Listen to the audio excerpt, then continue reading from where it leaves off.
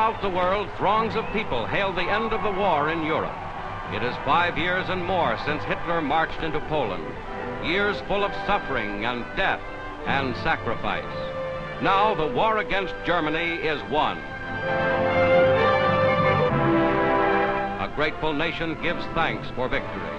Hundreds of thousands crowd into American churches to give thanks to God.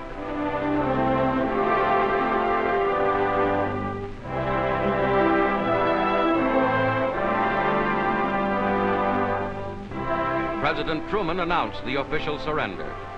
This is a solemn but glorious hour. I wish that Franklin D. Roosevelt had lived to see this day. General Eisenhower informs me that the forces of Germany have surrendered to the United Nations. The flags of freedom fly all over Europe.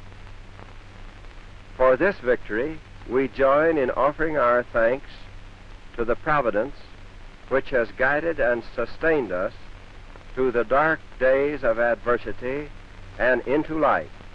Much remains to be done. The victory won in the West must now be won in the East.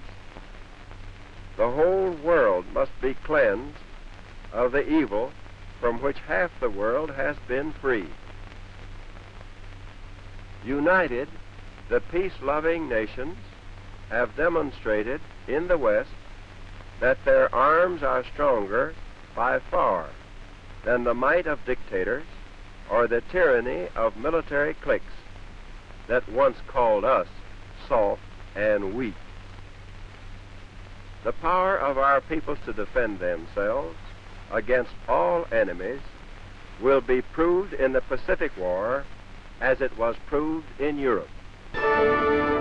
Historic pictures of the last days of the war in Europe show American and Russian troops as they joined at Torgau on the River Elbe, splitting German armies in two.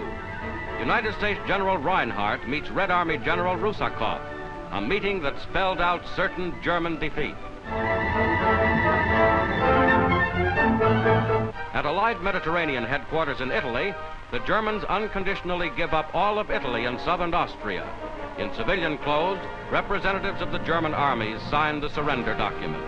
General W.D. Morgan, representing Supreme Mediterranean Commander Alexander, signs for the Allies. Preceding the final capitulation at Reims, this surrender eliminated 1 million German troops.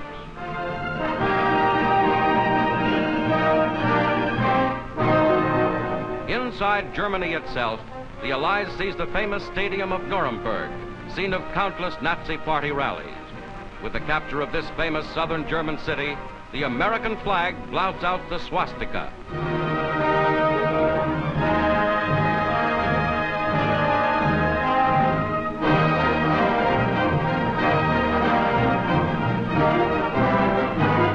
In a symbolic gesture, American troops destroy the Nazi Party emblem.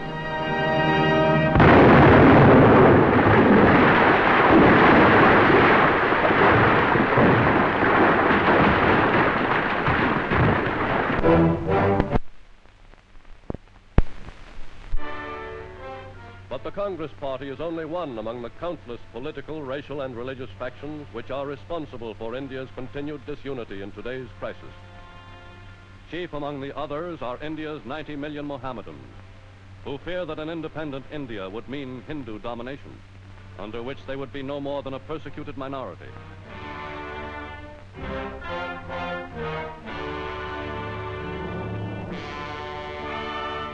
Spokesman for a large group of India's Mohammedans is the leader of the